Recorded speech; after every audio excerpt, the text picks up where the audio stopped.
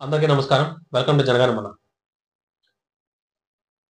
ఈ వ్యవస్థ యొక్క పనితీరును మెరుగుపరచడానికి నిత్యం క్షేత్రస్థాయిలో కృషి చేస్తూ తనదైన శైలిలో దూకుడుగా వెళ్తున్న జనసేన పార్టీకి చెందిన పోలవరం నియోజకవర్గం ఎమ్మెల్యే అయిన బాలరాజు గారి అతని కారు మీద దాడి అనేది ఎందుకు జరిగింది? తన పని తాను చూసుకుంటూ కూటమి ఎమ్మెల్యే అయిన వాసంశెట్టి సుభాష్ గారు కాన్వాయ్ వెళ్తున్న తరుణంలో కొంతమంది గంజాయి బ్యాచ్ అడ్డగించి పర్టికులర్‌గా అదే సందర్భంలో ఒక కులం పేరు తీసుకొనొచ్చి మాట్లాడడం అనేది ఎందుకు జరిగింది? ఎవరికి ఎన్ని రీజన్స్ ఉన్నా గాని సూక్ష్మంగా దీన్ని ఆలోచించాలి అంటే, ఇది కేవలం రాజకీయాల్లో ఇలాంటి అన్నీ కూడా ఒక కుట్రపూరితమైన అంశాలే. రాజకీయాల్లో ఎప్పుడు కూడా బాగా పనిచేసే వారి పట్లైనా గాని, ప్రజా ప్రతినిధుల పట్లైనా గాని, వారి పట్ల ఎప్పుడు నిరంతరం వారి వేగాన్ని నియంత్రించడానికైనా గాని, వారి యొక్క ఆత్మస్థైర్యాన్ని దెబ్బతీయడానికైనా గాని, నిత్యం బయట నుంచి ఎవరో ఒకరు పని చేస్తూనే ఉంటారు.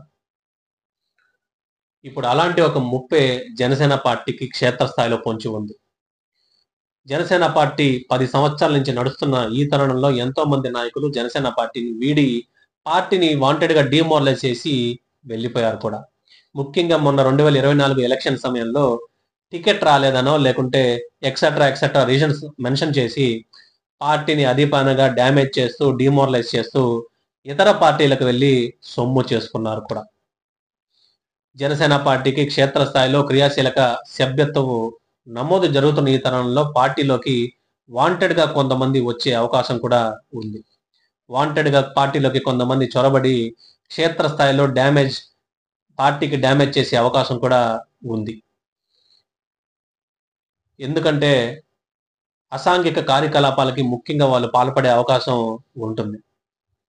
బయట నుంచి కొంతమంది గిట్టని వాళ్ళు వాంటెడ్‌గా కొంతమందిని క్షేత్రస్థాయిలో పంపించి, జనసేన పార్టీ ఏ విధంగా డిసిప్లిన్డ్‌గా వెళ్తున్న ఈ తరుణంలో, ఏ విధంగా సొసైటీ జనసేన పార్టీకి అటాచ్‌మెంట్ ఎక్కువగా అవుతున్న ఈ తరుణంలో, పార్టీని గాని గ్రౌండ్ లెవెల్‌లో ముఖ్యంగా క్యాడర్ ముసుగులో గాని డీమోరలైజ్ గాని చేస్తే, పార్టీ యొక్క సిద్ధాంతాలు, డిసిప్లిన్ అనేది క్షీణిస్తాయి అనే ఒక ఉద్దేశంతో ఇలాంటి కొన్ని కార్యకలాపాలకు కూడా పాల్పడే అవకాశం ఉండొచ్చు.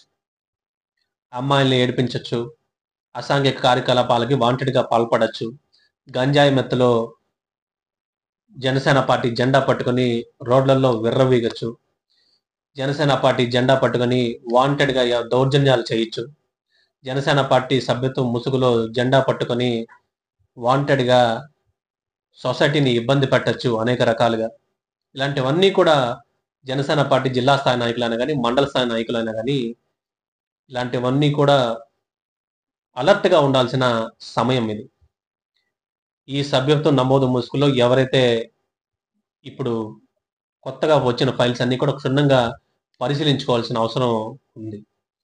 జనసేన పార్టీకి అప్పర్ లెవెల్ లీడర్‌షిప్‌లో ఏ విధంగా అయితే నాకు తెలిసినంత వరకు పొలిటికల్ ఇంటెలిజెన్స్ వింగ్ అనేది ఒకటి ఉంది అని నేనైతే అనుకుంటున్నాను. పవన్ కళ్యాణ్ గారికి క్షేత్రస్థాయిలో ఏ విధంగా రాజకీయాల్లో జరుగుతున్నాయనే అంశాన్ని నిరంతరం తెలియజేసే వ్యవస్థగా ఒక వింగ్ అనేది ఏర్పాటు అయ్యి ఉందని నేను భావిస్తున్నాను.